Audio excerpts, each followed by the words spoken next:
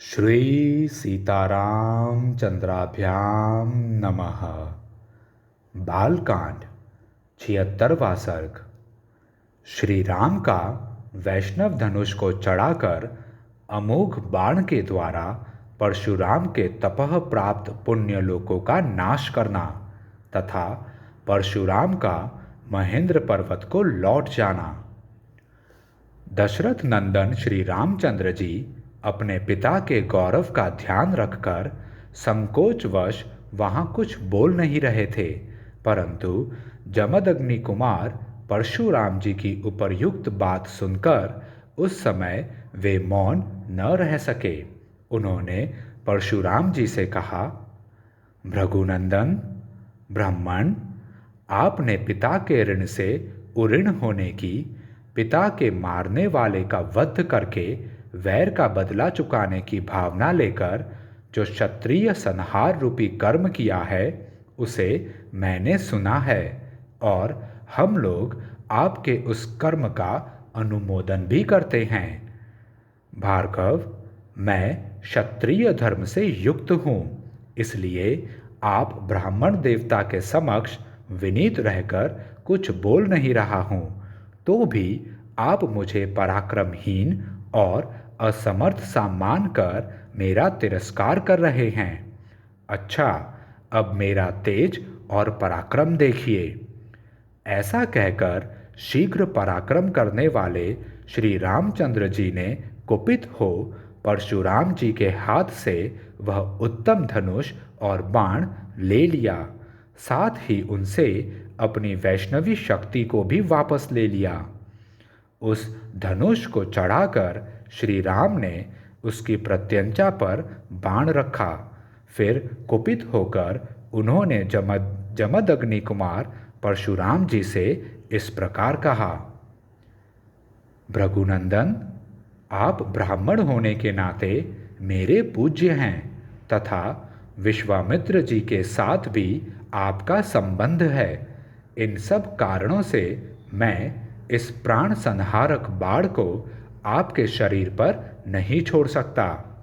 राम, मेरा विचार है कि आपको जो सर्वत्र शीघ्रतापूर्वक आने जाने की शक्ति प्राप्त हुई है उसे, अथवा आपने अपने तपोबल से जिन अनुपम पुण्य लोकों को प्राप्त किया है उन्हीं को नष्ट कर डालूं, क्योंकि अपने पराक्रम से विपक्षी के बल के घमंड को चूर कर देने वाला यह दिव्य वैष्णव बाण, जो शत्रुओं की नगरी पर विजय दिलाने वाला है, कभी निष्फल नहीं जाता है।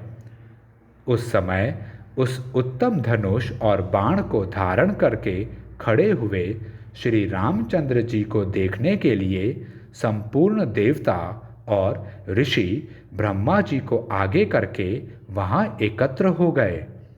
गंधर्व, अप्सराएं, सिद्ध, चारण, किन्नर, यक्ष, राक्षस और नाग भी उस अत्यंत अद्भुत दृश्य को देखने के लिए वहां आ पहुंचे। जब श्री रामचंद्र जी ने वह श्रेष्ठ धनुष हाथ में ले लिया, उस समय सब लोग आश्चर्य से जड़वत हो गए। परशुराम जी का वैष्णव तेज निकलकर श्री रामचंद्र जी में मिल गया, इसलिए वीर्यहीन हुए जमदग्नि कुमार राम ने दशरथ नंदन श्री राम की ओर देखा। तेज निकल जाने से वीर्यहीन हो जाने के कारण जड़वत हुए जमदग्नि कुमार परशुराम ने कमल नयन श्री राम से धीरे धीरे कहा, रघुनंदन, पूर्व काल में मैंने कश्यप जी को जब यह पृथ्वी दान की थी, तब उन्होंने मुझसे कहा था कि तुम्हें मेरे राज्य में नहीं रहना चाहिए। ककुत्स्थ कुलनंदन, तभी से अपने गुरु कश्यप जी की इस आज्ञा का पालन करता हुआ मैं कभी रात में पृथ्वी पर नहीं निवास करता हूँ, क्योंकि यह बात सर्वविदित है कि मैंने कश्यप के सामने रात को पृथ्वी पर न रहने की प्रतिज्ञा कर रखी है। इसलिए वीर राघव, आप मेरी इस गमन शक्ति को नष्ट न करें। मैं मन के समान वेग से अभी महेंद्र नामक श्रेष्ठ पर्वत पर चला जाऊंगा। परंतु श्री राम, मैंने अपनी तपस्या से जिन अनुपम लोकों पर विजय पाई है, उन्हीं को आप इस श्रेष्ठ बाण से नष्ट कर दें। अब इसमें विलंब नहीं होना चाहिए। शत्रुओं को संताप देने वाले वीर, आपने जो इस धनुष को चढ़ा दिया, इससे मुझे निश्चित रूप से ज्ञात हो गया कि आप मधु दैत्य को मारने वाले अविनाशी देवेश्वर विष्णु हैं।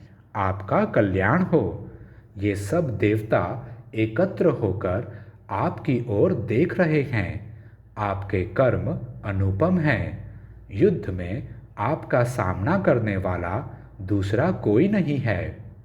ककुत्स्थ कुलभूषण, आपके सामने जो मेरी असमर्थता प्रकट हुई, यह मेरे लिए लज्जाजनक नहीं हो सकती, क्योंकि आप त्रिलोकीनाथ श्री हरि ने मुझे पराजित किया है।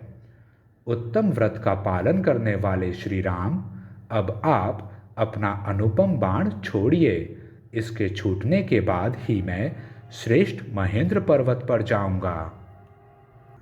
जमदग्नि नंदन परशुराम जी के ऐसा कहने पर प्रतापी दशरथ नंदन श्रीमान रामचंद्र जी ने वह उत्तम बाण छोड़ दिया। अपनी तपस्या द्वारा उपार्जित किए हुए पुण्य लोकों को श्री रामचंद्र जी के चलाए हुए उस बाण से नष्ट हुआ देखकर परशुराम जी शीघ्र ही उत्तम महेंद्र पर्वत पर चले गए। उनके जाते ही समस्त दिशाओं तथा उपदिशाओं का अंधकार दूर हो गया। उस समय ऋषियों सहित देवता उत्तम आयुधधारी श्री राम की भूरी भूरी प्रशंसा करने लगे। तदंतर दशरथ नंदन श्री राम ने जमदग्नि कुमार परशुराम का पूजन किया। उनसे पूजित हो प्रभावशाली परशुराम दशरथ कुमार श्री राम की परिक्रमा करके अपने स्थान को चले गए। इस प्रकार श्री वाल्मीकि निर्मित आर्ष रामायण आदि काव्य के बालकांड में 76वां सर्ग पूरा हुआ। जय श्री राम।